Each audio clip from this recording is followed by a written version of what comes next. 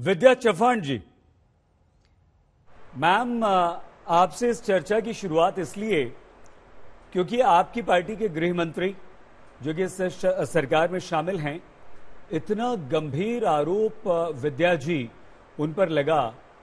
महाराष्ट्र की ही जनता नहीं विद्या जी, देश भर की जनता, आम इंसान ये सोच रहा है कि किसी राज्य का गृह मंत्री, उस पर इस तरह के आरोप हैं। 100 करोड़ रुपए वो किसी पुलिस वाले को या पुलिस को कहता है कि उगाही करके लाओ। ये भले ही हो सकता है आरोप हो, लेकिन ये बेहद गंभीर है।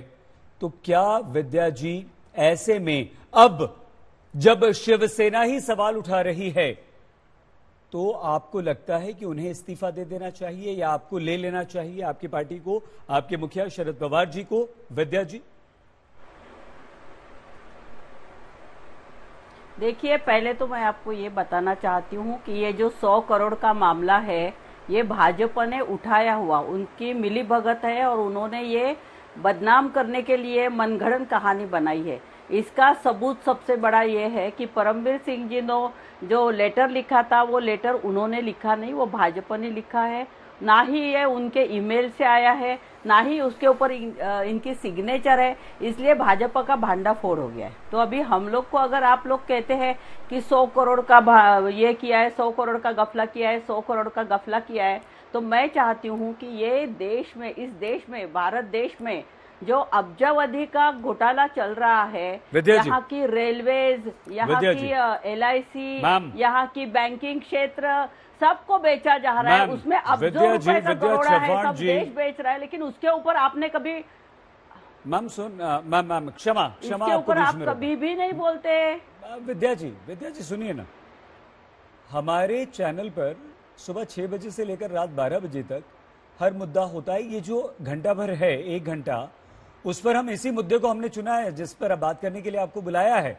आगे दूसरा मुद्दा होगा, उस पर आप आएंगी तो आप उस पर अपनी राय जरूर रखिएगा।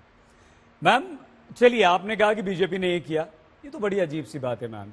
एक आरोप लगा, बीजेपी ने अगर किया भी है तो आपकी सरकार है, आप जांच करवाइए, बीजेपी को एक्सपोज कीजिए, जिन लोगों ने किया है उन पर मुकदमा दर्ज करवाइए। कानूनी लड़ाई लड़ी है आपकी सरकार है मैम।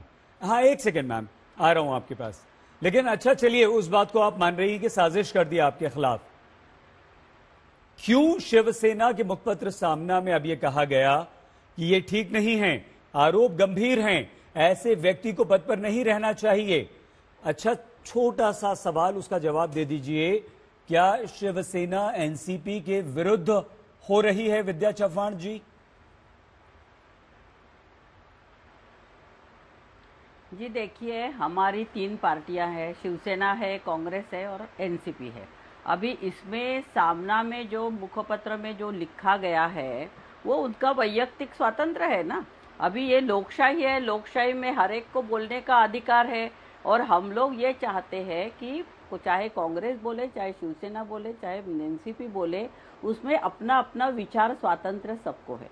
अभी इस मामले को अगर इस तरह से आप देखेंगे तो मुझे ये कहना है कि ये जो लिखा गया है, वो हर एक सामना, बाला साहेब ठाकरे का सामना जो है, ठाकरे साहब ने और संजय राउत जी उनके इसमें तैयार हुए हैं और उन्होंने जो लिखा है वो स्पष्ट लिखते हैं। वो कभी किसी को ये नहीं करते। और ये जो लिखा गया है उससे स्पष्टता के कारण हमको इसके बारे में हमें आपसे ये प्रश्न पूछना पड़ रहा है कि क्या शिवसेना आपके विरुद्ध है, आपके खिलाफ है? मैम,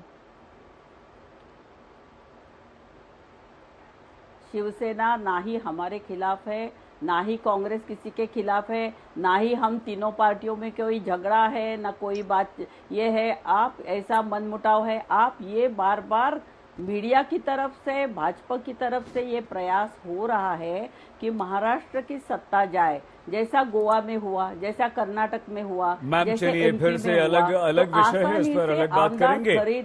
और मीडिया का काम सिर्फ आपसे सवाल, मीडिया का काम सिर्फ आपसे प्रश्न पूछना है। हम आपसे प्रश्न पूछ रहे हैं।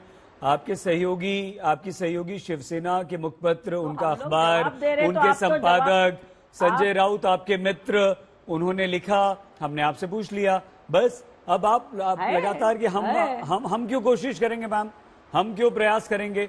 हमारा काम आपसे, हम राम कदम जी से भी प्रश्न पूछेंगे, हम एडीजी साहब बैठे हैं यहाँ पर पीके जैन जी, उनसे भी पूछेंगे,